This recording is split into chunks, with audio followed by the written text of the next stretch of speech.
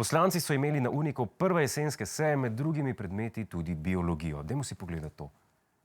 Zveza moškega in ženske je zveza, iz katere po njeni naravi izvira novo otroško življenje. Na drugi strani je zveza med dvema ženskama ali dvema moškima zveza, iz katere po njeni naravi novo otroško življenje ne more izvirati. No ja, tudi zveze moški-ženska ni treba, da nastanejo otroci, no. Če hočeš, da je zveza srečna. Seks ni nujno, da se kaj kreira. Lahko se sam rekreiraš. To je moja teorija, skromna. Ampak v našem uredništvu vsekakor podpiramo večerno šolo za odrasle in več, oziroma vseživljenjsko učenje nasploh. In ker podpiramo tudi enakopravnost, je najbolj pošteno, da se smejo učiti tudi poslanci.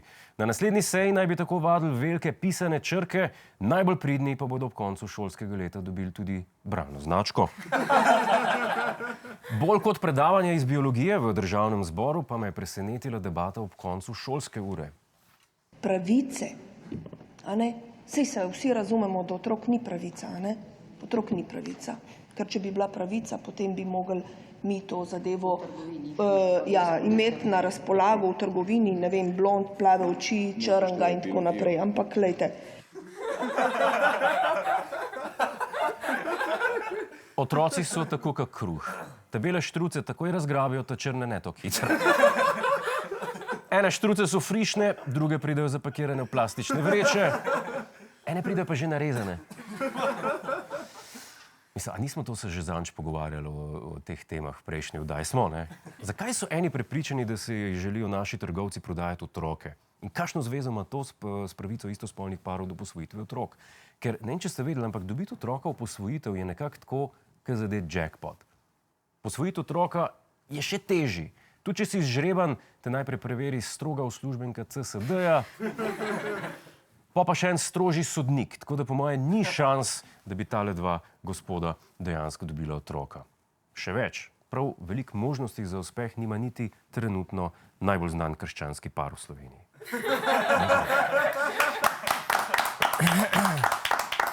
Zaradi napovedanega zvišanja davka in prispevkov so v prestolnici minuli teden protestirali obrtniki in espeji. Shod je kmalu šel izpod nadzora. Poglejmo. Policija se je na shodu spet s težavo spopadala s protestniki, ki so zaprli Celovško cesto, zakorakali pa so tudi na severno ljubljansko obvoznico. Tako je, da bi razgnala protestnike, ki so zaustavili promet na obvoznici, policija že tretjič v zadnjem letu aktivirala vodni top. Protestnike pa so poskušali razgnati tudi s solzivcem. Pardon, se opravičujem. To pa ni bil protest SP-jevcev, to je bil lanski protest proti tem, da bi naši srčki sončki v šolah mogli maske nositi. In da so se ljudje pred vstopom v shopping centre mogli s palčko testirati za korono. SP-ji pa za čuda niso zaradi davkov nič protestirali. Zanimivo, ali ni? Mogoče pa prepričal minister Mesec, ki je vsem, ki bodo v stiski obljubil draginjski dodatek. Torej, vzamejo ti 1500 davka in ti vrnejo 150 draginjskega dodatka. To je biznis, to je že skoraj Sopranovi. Očitno se Slovenci veliko bolj razjezijo, če dobijo palčko v nos, pa palco kam drugam. Ko smo že pri koronskih ukrepih, kakšni bodo to jesen? Lani ob tem času smo imeli med 800 in 900 okužb na dan, zdaj jih imamo 3000 ali več. Zato zdravstveni minister že napoveduje zaostritve. Torej, ostajamo odprta družba, zavedamo se, da COVID je med nami in apeliramo na vse ljudi, da ostanimo zdravi. V tem je catch. Ostani zdrav. 2 leti smo imeli ta stavek na vsakem koraku. Mi, bedaki, pa nismo upoštevali tega poglavitnega ukrepa proti COVID-u. No, da vas slišim, vse, ki ste bili pozitivni. A mi date en razlog, zakaj niste ubogali, pa ostali zdravi? Vi niste resni. Ostani zdrav. Kaj tle ni jasno? Ostani zdrav in ne zboli. A bomo skupaj ponovili ta stavek? Ostani zdrav.